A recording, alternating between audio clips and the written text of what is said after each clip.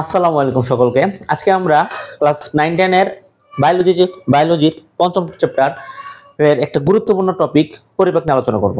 তো এই চ্যাপ্টারটা অনেক বড়, খাদ্য, পুষ্টি এবং পরিপাক নিয়ে আমরা শুরু করব। তো পরিপাক জিনিসটা কি, আগে আমাদেরকে এটা বুঝতে হবে। পরিপাক জিনিসটা হচ্ছে যে পদ্ধতিতে, যে প্রক্রিয়ায় আমাদের জটিল খাদ্য বস্তুগুলো সহজ এবং তরল উপাদানে পরিণত হয় তাকে বলা হয় পরিপাক। পরিপাক প্রক্রিয়ার মাধ্যমে আমরা যে ভাত খাই, মাছ খাই এবং বিভিন্ন মানে খাবার খাই, সেগুলোকে সরল এবং তরল উপাদানে পরিণত করা হয়, যার মাধ্যমে আমাদের বডির সেল বা কোষগুলো সেগুলোকে শোষণ করে নিতে পারে। তার থেকে পরবর্তীতে আমরা শক্তি পাই। তো পরিপাক নিয়ে যে তন্ত্রটা আমাদের পরিপাক করে তাকে বলা হয় পরিপাক তন্ত্র। তো পরিপাক তন্ত্রটা মেইনলি কোথা থেকে কোথা পর্যন্ত, দেখো, মুখ ছিদ্র থেকে শুরু করে পায়ু পর্যন্ত আমাদের পরিপাক তন্ত্র। তো পরিপাক তন্ত্রটাকে দুই ভাগে ভাগ করা হয়েছে, যে বা পৌষ্টিক তন্ত্র, তাই এটাকে দুই ভাগে ভাগ করা হয়েছে। একটা হচ্ছে পৌষ্টিক নালী আর একটা হচ্ছে পৌষ্টিক গ্রন্থি। তো আমরা এটার পার্ট বাই পার্ট পৌষ্টিক নালীতে কি আছে সেটা আমরা একটু দেখি। সেটা হচ্ছে প্রথমে হচ্ছে মুখ। মুখ দিয়ে শুরু হচ্ছে, মুখের যে ছিদ্র, মুখ ছিদ্র দিয়ে শুরু হলো। তারপর হচ্ছে মুখগহ্বর, তারপরে হচ্ছে গলবিল, যেটা হচ্ছে মুখগহ্বর থেকে খাদ্যকে অন্ননালী পর্যন্ত নিয়ে যাবে। গলবিলের থেকে পরে গলবিল হচ্ছে প্রায় 12.5 সেন্টিমিটার একটা অংশ। তারপর হচ্ছে অন্ননালী, যেখান থেকে খাদ্যবস্তুটাকে আমাদের স্টমাক বা পাকস্থলীতে নিয়ে যাবে। অন্ননালী প্রায় 25 সেন্টিমিটার লম্বা। তারপর হচ্ছে আমাদের পাকস্থলী। পাকস্থলীটা হচ্ছে আমাদের এই যে পরিপাক নালীর মধ্যে সবচাইতে লম্বা একটি, সবচেয়ে প্রশস্ত অংশ। লম্বা না, সবচেয়ে প্রশস্ত অংশ। এটাকে ডাইমেনশন হচ্ছে প্রায় 30 সেন্টিমিটার ইন্টু 15 সেন্টিমিটার, এরকম হচ্ছে এটার ডাইমেনশন। তো পাকস্থলীর পরে এই জায়গাটা আমাদের শুরু হয়ে যায় ক্ষুদ্রান্ত। ক্ষুদ্রান্তের 3টা পার্ট আছে, আমরা জানবো, যে ডিউরেনাম, জেজুনাম এবং ইলিয়াম। তো এই যে ইউ আকৃতির অংশটা, সেটা হচ্ছে ডিউরেনাম। ডিউরেনামের পাশেই দেখো অগ্নাশয়, এবং পাকস্থলীর ঠিক ডান পাশে রয়েছে আমাদের যকৃৎ। আমরা সবগুলো জিনিস নিয়ে আস্তে আস্তে জানতে পারবো।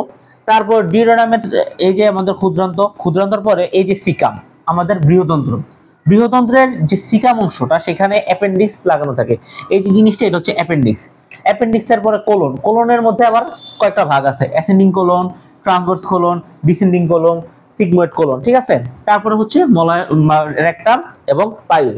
তো এর মাধ্যমে আমরা বুঝতে পারতেছি আমাদের পরিপাক জিনিসটা আসলে আমাদের বুঝতে হবে, যে আমরা যে সকল খাবার খাই, এই যে আমরা মনে করো ভাত খাই বা রুটি খাই, এই যে কার্বোহাইড্রেট আছে, আমাদের বডির সেল তো এত বড় বড় জটিল যৌগ গ্রহণ করতে পারে না। তার জন্য কি প্রয়োজন? গ্লুকোজ সে নিতে পারে। তো গ্লুকোজ, কার্বোহাইড্রেট থেকে গ্লুকোজে কনভার্ট করা, কার্বোহাইড্রেটকে আমরা গ্লুকোজে কনভার্ট করব। এই যে প্রক্রিয়াটা, এটা হয় কোথায়? আমাদের পরিপাক মাধ্যমেই হয়। আবার আমরা যে মাছ মাংস খাই, সেখানে কি প্রোটিন আছে না? প্রোটিনের মতো এত বড় জৈব ও রাসায়নিক অণু আমাদের বডির সেল গ্রহণ করতে পারে না। তো প্রোটিনের পরিপাক হয়ে আমরা পাবো অ্যামাইনো অ্যাসিড বা অ্যামিনো অ্যাসিড।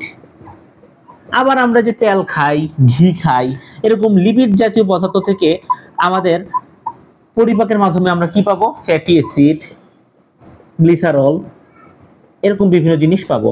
এই যে fatty acid, glycerol, amino acid, glucose, এই সকল পুষ্টি উপাদানগুলোই মেইনলি আমাদের বডির সেলগুলো গ্রহণ করতে পারে।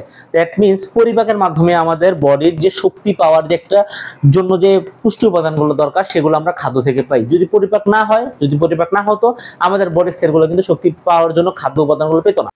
পৌষ্টিক তন্ত্রের 2টা পার্ট, একটা হচ্ছে পৌষ্টিক নালী, একটা হচ্ছে পৌষ্টিক গ্রন্থি। পৌষ্টিক গ্রন্থি হচ্ছে 5টি। কি কি? লালা গ্রন্থি, যকৃৎ, অগ্নাশয়, গ্যাস্ট্রিক গ্রন্থি এবং আন্ত্রিক গ্রন্থি। এগুলা থেকে বিভিন্ন এনজাইম নিঃসরণ হয়, যেসব এনজাইম আমাদের খাদ্যবস্তুর উপরে ক্রিয়া করে, রাসায়নিক পরিপাকের কাজ করে এবং জটিল খাদ্যবস্তুকে কি করে? সরল এবং তরল উপাদানে পরিণত করে, যেগুলা মানে glucose, amino acid, fatty acid, গ্লিসারলে পরিণত করে, যেগুলো আমাদের সেল বা কোষগুলো অ্যাবজর্ব বা শোষণ করতে পারে। ওকে। পৌষ্টিক নালী হচ্ছে 8 থেকে 10 মিটার লম্বা। এটা শুরু হয় মুখ থেকে বা মুখ ছিদ্র থেকে, শেষ হয় পায়ুতে। তো এটা দেখো, মুখ বা মাউথ, তারপর মুখ বা মাউথ, এক্ষেত্রে কি দুইটা, উপরের ঠোঁট আর নিচের ঠোঁট দ্বারা আবৃত যে ছিদ্রপথ। তারপর হচ্ছে মুখগহ্বর, সেটার মধ্যে কি আছে? জিহ্বা আছে, তারপর উপরের তালু আছে, মানে মুখের উপরের তালুটা আছে, দাঁত আছে, লালা গ্রন্থি থেকে নিঃসৃত লালারস আসে। ওকে। তারপর হচ্ছে গলবিল, গলবিলটা 12.5 সেন্টিমিটার লম্বা হয়। গলবিল বা ফেরিংস এটা তোমার মুখগহ্বর থেকে অন্ননালীতে খাবারটা নিয়ে যায়। তারপর অন্ননালী হচ্ছে বা ইসোফেগাস হচ্ছে 25 সেন্টিমিটার লম্বা। এই অংশটা কি করে, এই অংশটা করে কি গলবিল থেকে খাবারকে পাকস্থলীতে নিয়ে আসে। পাকস্থলী বা স্টমাকের মানে পাকস্থলী বা স্টমাক হচ্ছে আমাদের পৌষ্টিক নালীর মধ্যে সবচেয়ে চওড়া বা প্রশস্ত অংশ। তো এই পাকস্থলীর চারটা অংশ, কার্ডিয়া, ফান্ডাস, বড় ভাগ, ছোট ভাগ। ওকে, আরেকটা পার্ট আছে পাইলোরাস। ওকে, তারপর হচ্ছে ক্ষুদ্রান্ত, যেটা 6 থেকে 7 মিটার লম্বা। ক্ষুদ্রান্তের তিনটা পার্ট, ডিউডেনাম, জেজুনাম, ইলিয়াম। ডিউডেনামটা সবচেয়ে ছোট, 25 সেন্টিমিটার, এবং এটা একটা ইউ আকৃতির। তারপর হচ্ছে বৃহদন্ত্র, বৃহদন্ত্রের তিনটা পার্ট, সিকাম, কোলন, মলাশয়। কোলনের আবার চারটা পার্ট আছে, কি কি? Ascending colon, transverse colon, descending colon, sigmoid colon. এরপর রেকটাম বা মলাশয়, যে বৃহদন্ত্র হচ্ছে মাত্র 1.5 মিটার লম্বা। লাস্ট হচ্ছে পায়ু। এই যে মুখ থেকে পায়ু পর্যন্ত যে নালীর সিস্টেম, যে সিস্টেমটা সেটা হচ্ছে পৌষ্টিক নালী। তাহলে আমাদের পৌষ্টিক তন্ত্র বা ডাইজেস্টিভ সিস্টেমের দুইটা পার্ট, একটা হচ্ছে পৌষ্টিক নালী, একটা হচ্ছে পৌষ্টিক গ্রন্থি। পরিপাক প্রক্রিয়াটা দুই ভাগে হয়ে থাকে, একটা হচ্ছে যান্ত্রিক পরিপাক, একটা হচ্ছে রাসায়নিক পরিপাক। সবার ফার্স্টে কোনটা হয়? সবার ফার্স্টে হয় আমাদের যান্ত্রিক পরিপাক। কি হয় এখানে? এই যে দাঁতের মাধ্যমে, তারপরে দাঁত দাঁত দিয়ে আমরা চিবাইতেছি, এর সাথে দেখো আমরা জিহ্বাটাকে কাজে লাগাইতেছি। তারপরে এখানে লালা মিশ্রিত হইতেছে, জিনিসটাকে তরলে মানে অনেকটা নরম করা হচ্ছে। তারপর পাকস্থলীতে বা আমাদের এই পৌষ্টিক নালীর মাসেলের মাধ্যমে এটাকে সংকোচন প্রসারণের মাধ্যমে এটাকে আরো মন্ডে পরিণত করা হচ্ছে। তাহলে কি করা হচ্ছে? খাদ্যবস্তুকে ছোট ছোট টুকরা করা হয় এবং মন্ডে পরিণত করা হয়। এটা হচ্ছে আমাদের যান্ত্রিক পরিপাক। রাসায়নিক পরিপাক হচ্ছে আমাদের সেকেন্ড স্টেপ। ফার্স্ট স্টেপ এবং সেকেন্ড স্টেপ। সেকেন্ড স্টেপে কি হচ্ছে? বিভিন্ন এনজাইম এর সহায়তায় জটিল খাদ্যবস্তুকে ভেঙে সরল উপাদানে পরিণত করা হয়।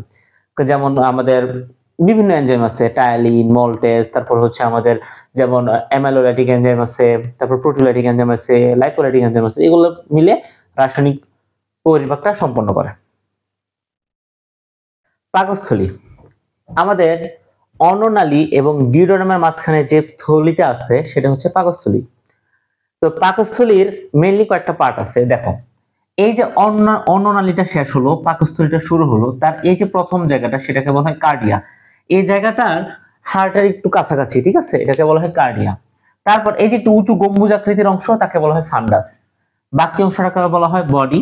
নিচে ডিউডেনামের আগে দিয়ে যে অংশটা তাকে বলা হয় পাইলোরাস। এবং আমরা পাকস্থলীতে একটা জিনিস দেখতে পাচ্ছি, একটা বড় কার্ভেচার, একটা ছোট কার্ভেচার, বড় ভাগ, ছোট ভাগ। ওকে, তারপর আমরা পাকস্থলীটা হচ্ছে একটা থলির মতো অংশ। এখানে সবচেয়ে প্রশস্ত অংশ, আমি বলছি যে আমাদের পৌষ্টিক নালী সবচেয়ে প্রশস্ত অংশটা হচ্ছে পাকস্থলী। পাকস্থলী পুরু এবং পেশিবহুল। পাকস্থলীর এই যে প্রাচীরটা আছে, পাকস্থলীর যে প্রাচীরটা আছে, সেই প্রাচীরটা কিন্তু পেশিবহুল এবং সেই প্রাচীরে কিছু মাসেল আছে, ঠিক আছে। সেই মাসেলগুলো কি করে আমরা দেখব।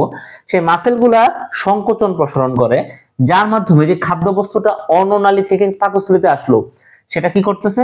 পিষতেছে, পিষে মন্ডে পরিণত করছে। খাদ্য পাকস্থলীতে প্রায় 2 থেকে 6 ঘন্টা থাকে, প্রায় 2 থেকে 6 ঘন্টা খাদ্য পাকস্থলীতে থাকে। এরপর এই যে পাইলোরাসের এখানে একটা স্ফিংটার থাকে, স্ফিংটারটা আস্তে আস্তে করে ছাড়ে, আস্তে আস্তে করে খাবার ডিউডেনামে আসে। আচ্ছা, আর এই পাকস্থলীর প্রাচীরে কিছু গ্যাস্ট্রিক পিট থাকে, যার মধ্যে গ্যাস্ট্রিক গ্রন্থি থাকে। গ্যাস্ট্রিক পিট থাকে যার মধ্যে গ্যাস্ট্রিক গ্রন্থি থাকে। প্রায় 3.5 মিলিয়ন গ্যাস্ট্রিক পিট থাকে, মানে এত পরিমাণ গ্যাস্ট্রিক গ্রন্থি থাকে, যেগুলো থেকে আমাদের পেপসিন যে এনজাইমটা আছে সেটা আসে, তারপর হাইড্রোক্লোরিক অ্যাসিড আসে, আরো বিভিন্ন জিনিস আসে। এবং আমাদের পাকস্থলীতে 3 ধরনের খাদ্য উপাদানের মধ্যে মেইনলি কোনটার পরিপাক হয়? আমিষের পরিপাক হয়। মেইনলি কার পরিপাক হয়? আমিষের পরিপাক হয়।